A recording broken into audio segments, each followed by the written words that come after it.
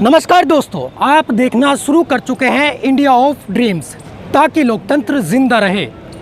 हम आज मुजफ्फरनगर में हैं और मुजफ्फरनगर में आज़ाद समाज पार्टी के कार्यकर्ताओं द्वारा और आज़ाद समाज पार्टी के राष्ट्रीय अध्यक्ष के द्वारा एक मीटिंग का, एक सभा का आयोजन किया जा रहा है। मैं फ़िलहाल मुजफ्फरनगर में हूं और दोबारा से मैं बता रहा हूं कि चंद्रशेखर आज़ाद रावण, जिन्होंने पहले एक सामाजिक संगठन शुरू किया था और उस संगठन के उंगली पकड़ते पकड़ते उन्होंने एक राजनीतिक पार्टी बना ली है जिसका नाम है आज़ाद समाज पार्टी। लोकतंत्र की बात सभी पार्टियां करती हैं, लेकिन चुनाव के वक्त लोकतंत्र खतरे में है, लोकतंत्र बचाना है, ये पार्टियां सभी इस नारे को लेकर आती हैं।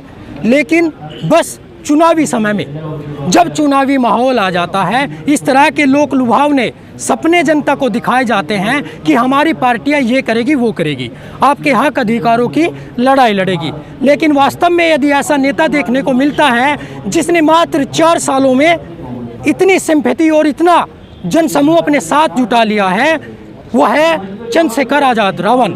रावण कहना अभी मुनासिब नहीं होगा, चूँकि रावण शब्द को चंद्रशेखर एडवोकेट ने अपने नाम के पीछे से हटा लिया है और इस पर आपत्ति जताई थी। फिलहाल की यदि बात करें तो मंच सामने मैं दिखाऊंगा कि मंच लगा हुआ था और इस मंच से संबोधन कर रहे थे एडवोकेट उमर।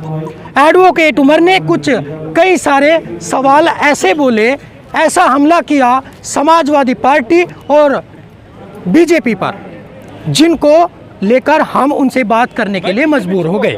और बात करने से पहले मैं एडवोकेट उमर से दरख्वास्त करता हूं कि हमारे सभी व्यूअर्स के लिए वो एक बार धन्यवाद बताएं। बहुत बहुत धन्यवाद। एडवोकेट साहब, आप जब संबोधन कर रहे थे तो कई सारे सवाल वहां से खड़े हुए। नंबर 1 सवाल कि आपने कहा कि उस बंटी स्वरूप पर किस तरह से विश्वास जताया जा सकता है जिसका भाई बीजेपी में चला गया हो सपा छोड़कर। देखिए, आप सब जानते हैं जी कि गौरव स्वरूप जो हैं वो 2 बार समाजवादी से चुनाव लड़े और वो समाजवादी छोड़ करके बीजेपी में चले गए। क्या मैंने झूठ कहा?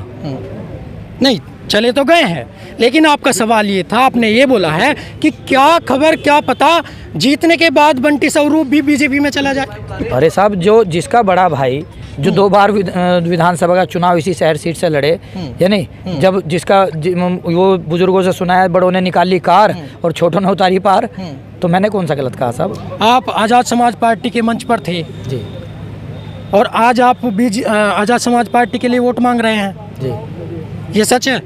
हाँ, तो क्या बुराई क्या है इसमें? लेकिन आप भी तो कांग्रेस में थे। नहीं, कांग्रेसी तो मैं हूँ, कांग्रेसी हूँ, लेकिन कांग्रेस पार्टी का यहाँ कोई जनाधार नहीं है और कांग्रेस पार्टी जो है इस टाइम यहाँ बिल्कुल 0 पर है। तो इसलिए एक अच्छा प्रत्याशी, पढ़ा लिखा प्रत्याशी जो मैदान में है उसका सपोर्ट किया जाए। क्या बुराई है इसमें? तो आपने पार्टी भी नहीं छोड़ी है कांग्रेस और आज़ाद समाज पार्टी के लिए वोट मांग रहे हैं? जी नहीं, छोड़ी नहीं है अभी। तो ये कैसी नीति है आपकी? देखिए, दूसरों पर पर्सन चिन्ह लगा रहे हैं, लेकिन आप खुद को नहीं देख रहे हैं, अपनी पार्टी को छोड़कर दूसरी पार्टी के लिए वोट मांग रहे हैं। देखिए, मैं पार्टी का जहाँ तक सवाल है, कोई पूछ भी नहीं रहा है वहाँ, कोई बुला भी नहीं रहा है, तो वैसे ही चले जाएं। सम्मान नहीं चाहिए आपको? भाई, जब सम्मान चाहिए जब तो आगे की बात करेंगे। जब उमर साहब आपको सम्मान वहाँ नहीं मिल रहा है जी, तो जिस पार्टी के लिए वोट मांग रहे हैं उसका दामन पकड़ लीजिए। देखिए, जब वक्त आएगा उसका फैसला जब करेंगे, अभी उसका वक्त नहीं आया है। वक्त नहीं आया है। अच्छा, तो जिस पार्टी के लिए आप वोट मांग रहे हैं, क्या उसका समय है? वो जीत सकती है पार्टी और सत्ता में आ सकती है? ये जीत और हार का फैसला तो परवरदिगार करेगा, ईश्वर करेगा। आप और हम कौन है करने वाले?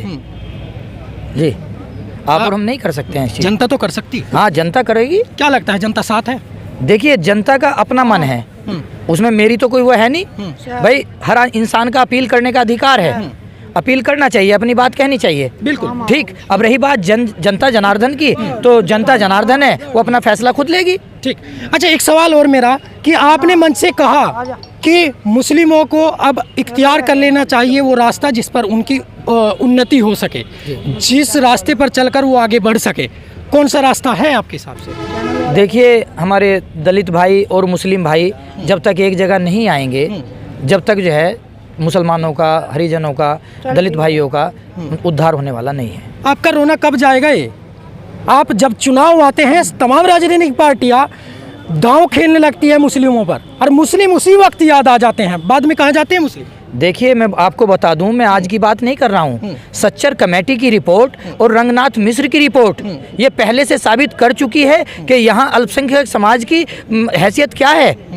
और अगर उसके लगातार जब जब वक्त आता है, जब जब लोग जिम्मेदार लोग आवाज़ उठाते हैं इसकी, ऐसा थोड़ी है कि हम आज ही कह रहे हैं। हमारे लोग जो हैं, जो जिम्मेदार हैं, जो समाज के संभ्रांत लोग हैं, वो हमेशा आवाज़ उठाते रहे हैं। मुस्लिमों को तो पहले से समाजवादी का बिल्कुल वोट बैंक माना जाता है। देखिए, वोट कैसे टूटेगा, कैसे तोड़ पाएंगे उस वोट? अरे साहब, मेरे भाई, मैं ये कहना चाहता हूँ कि वोट बैंक तो कोई भी अपना किसी को भी समझ सकता है। क्या बीजेपी में मुसलमान नहीं है? क्या भारतीय जनता पार्टी में मुसलमान वोटर नहीं है? क्या मुसलमान पदों पर नहीं है? योगी जी का भाषण शायद नहीं सुना आपने। योगी जी ने अभी पिछले दिनों कहा है कि जून और जुलाई में जम्मू कश्मीर बना देंगे। वो ये जरूरी थोड़ी है कि उन्होंने मतलब अल्पसंख्यक समाज को ही कहा हो। ये तो जो गंदे लोग हैं उनके लिए कह दिया होगा। ये कोई ज़रूरी है? मतलब मैं ही कैसे मान लूँ आपकी बात के कहने से कि उन्होंने मुस्लिम समाज के लिए इस शब्दों का इस्तेमाल किया है? मैं तो नहीं मान सकता इस बात को। ये नहीं मान सकते, नहीं मान सकते। तो क्या लगता है, आप अब यहाँ पे आ जाए कि मुस्लिमों को सब लोग अपनी पपोती मान रहे हैं, अपना वोट बैंक मान रहे हैं। केवल चुनाव समय में इनके लिए बहुत सारी योजनाओं के वादे किए जाते हैं। मुस्लिमों को, आखिर आप भी एक मुस्लिम हैं और एडवोकेट हैं और अच्छा ज्ञान रखते हैं राजनीति का भी और संविधान का भी, तो क्या लगता है किसका पलड़ा भारी है और किसका खाली है आपके नज़रिए से? देखिए, बाबा भीमराव अंबेडकर साहब ने हमें ये अधिकार दिया कि हम भारत में अपनी वोट के बदले किसी की भी सरकार बदल सकते हैं और हमें अपने मत का 100 के 100% मतदान करना चाहिए और जो गलत लोग हैं उनके खिलाफ वोट करना चाहिए। बस मैं तो ये अपील करना चाहता हूँ। धन्यवाद। आपके भाई साहब नाम जान लें एक बार? चौधरी आरिफ। नीला पटका, नीली पगड़ी बैंड लगाए हुए हैं आप हैं, तो क्या समझे, पक्की वोट है या कच्ची वाली? पक्की वोट है और एक शेर के साथ है। शेर के साथ? शेर के साथ। किसको शेर कहना चाह रहे हैं?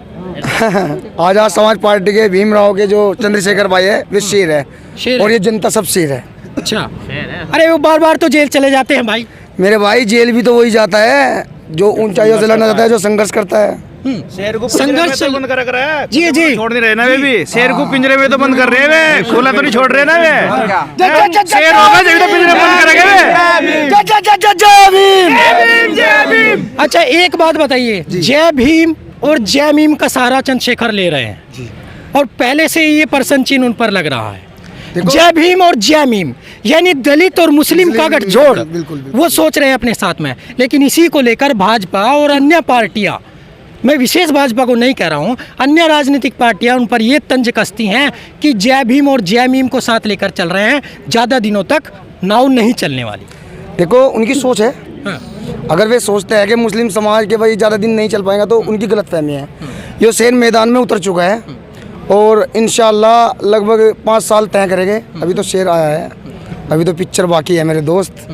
तो चंद्रशेखर भाई तो वो शेर है। बीजेपी, सपा, सब सपा हो जाएगी, कुछ नहीं दिखाई देने का, सिर्फ चंद्रशेखर। एक बार ये बात बता दें कि किस तरह से अच्छा लगता है 4.5 साल बीजेपी ने गुजारे प्रदेश में। क्या कोई सी एक ऐसी योजना बताएं जो आपको बुरी लगी हो, जो बुरी लगी? भाई सारी बुरी सुन लो भाई। सारों में लट बज रहा, गधे घोड़े फिर रहे, कहीं बैल फिर रहे हैं। मैं होटल पे बैठा रहूं, पता लगा भवन मुंह मार के भाग गए। बहुत बुरा हाल है भाई। दिन पर दिन एक्सीडेंट हो रहे, रोड पे फिर रहे बेचार। क्या कहेंगे भाई साहब? अजी बस बहुत बुरा हाल है। कोई विकास नहीं है? अजी कोई विकास सबका साथ सबका विकास नहीं, कुछ नहीं है जी, कुछ नहीं है। अरे शिक्षा पे बहुत अच्छा ध्यान दिया है, नौकरी दी है 2 करोड़। किसे दे दी नौकरी? कहाँ दे दी नौकरी? सारी पहले इतनी पहले सब पहले। समानता भी लाए हैं, हिंदू मुस्लिम का सबका साथ सबका विकास, हिंदुओं को भी साथ। ना विकास होया ना कुछ होया, और राशन देकर गांड में काट दिया, 300 का रिचार्ज कर दिया। गलत नहीं बोलना। राशन से क्या परहेज है? राशन से क्या राशन से ये परहेज है, खाने को पैसा नहीं है, परेशान है, बेरोजगार है सब। राशन तो मिल रहा है भाई, राशन से कुछ नहीं होने का। अरे फ्री टीके लग गए आपके। कुछ नहीं चाहता। क्या चाहिए? क्या चाहिए? नौकरी चाहिए और कुछ नहीं चाहता। नौकरी के नाम पर बार बार फार्म भरवा दे और फिर कहते हो कि कैंसिल होगी। हैं? भाई एक बात सुनो, जितना भी ये पढ़ा लिखा नौजवान पैसे लगा के पढ़ लिख के इतना आगे चलने की कोशिश कर रहा है, बीजेपी ने सबको नष्ट कर दिया। एक आदमी बता दो नौकरी पे चला गया। कौन कौन चाहता है नौकरी भाई, कौन चाहता है? अच्छा, आप कितना पढ़े लिखे हैं भाई? 12वीं क्लास कर रखी मैंने। 12वीं पढ़े हैं, तो क्या तैयारी कर रहे हैं किसी? हम पुलिस की तैयारी कर रहे हैं हम। क्या लगता है मिलेगी नौकरी? पर मुश्किल मिलेगा, नहीं मिलते। बीजेपी सरकार मिलेगी बीजेपी नहीं मिलेगी। अरे दी है भाई, कहीं मिलती, कहीं मिलती। 2 करोड़ के फार्म भरे गए कुछ थे। भी नहीं भरे, सारे कैंसिल हो गए। मेरे तो भरा था, कहीं भी कैंसिल हो गया सारा। अच्छा, हाँ। तो किसको वोट करेंगे? चंद्रशेखर आजाद को करेंगे हम तो इंशाल्लाह। चंद्रशेखर गारंटी लेगा नौकरी की? इंशाल्लाह लेगा। उसके हाथों गारंटी और वारंटी लिख के रखी है। हाँ, तो भाई साहब जी बड़े भाई, अच्छा सरकार में, बीजेपी सरकार में भाई पढ़े लिखे नहीं चाहते। हाँ। उन्हें तो पैसे चाहिए और वोट, नौकरी ले लो। हाँ। ठीक है, और रही उसकी पढ़ाई लिखाई की, अब नु बताओ बैठे घर बैठे, मेरी बात सुनो, घर बैठे ये कहने की पास कर रहे, क्या है ना, दे देगा कोई नौकरी? बीजेपी वाले दे देगा क्या नौकरी? पैसे दो और नौकरी लो, यो चल रहा बीजेपी में काम। अच्छा, बड़े बड़े वादे क्या खोखले निकले? अरे वादे है ही कहाँ, बता। सुरक्षा भाई साहब, सुरक्षा का मेरी बात एक मिनट सुनो, आधार आपसे कार्ड बनवा रहे हैं, क्या मिल रहा? ये ई श्रम कार्ड और ठोक दिया। नहीं बनवाने के तो लोग बाग जब मरेंगे, बनवाओगे तब मरेंगे।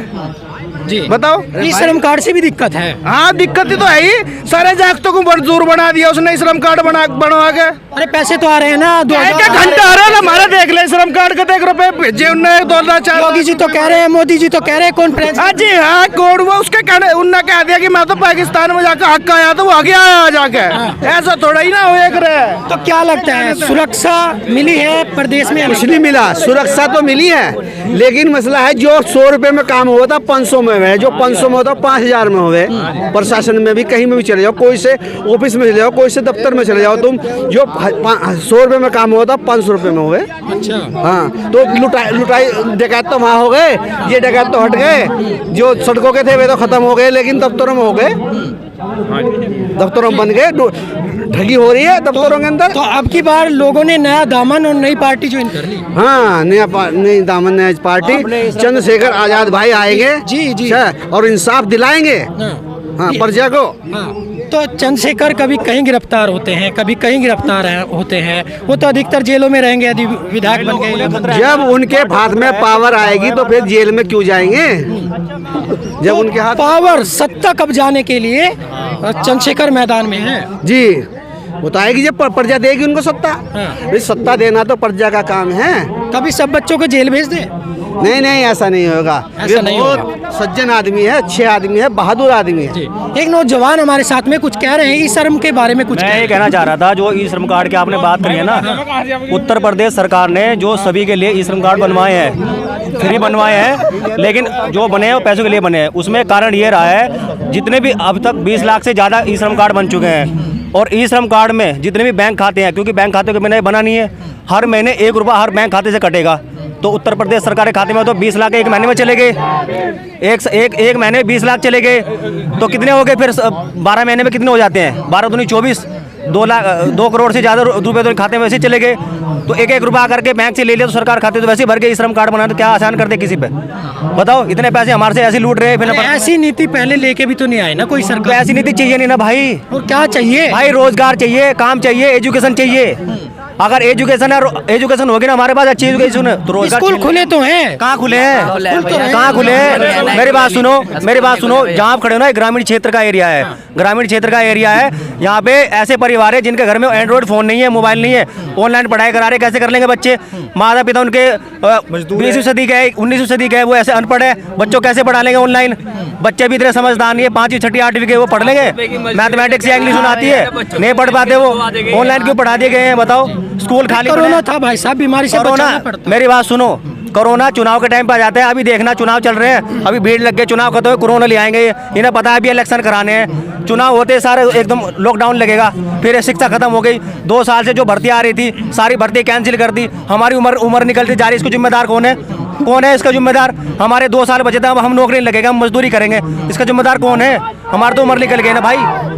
ठीक, यहाँ जब बात करते हैं किसी भी पार्टी के प्रत्याशियों से, वो अपनी अपनी बातें रखते हैं और अपनी पार्टी को सही बताते हैं, लेकिन जब हम ग्राउंड रिपोर्ट पर जाते हैं और लोगों से बात करते हैं, पार्टी क्षेत्र से अलग हटकर बात, और लोगों से बात करने में, नौजवानों से खासकर जब बात होती है तो नौजवान अपने रोज़गार का रोना रोते हैं।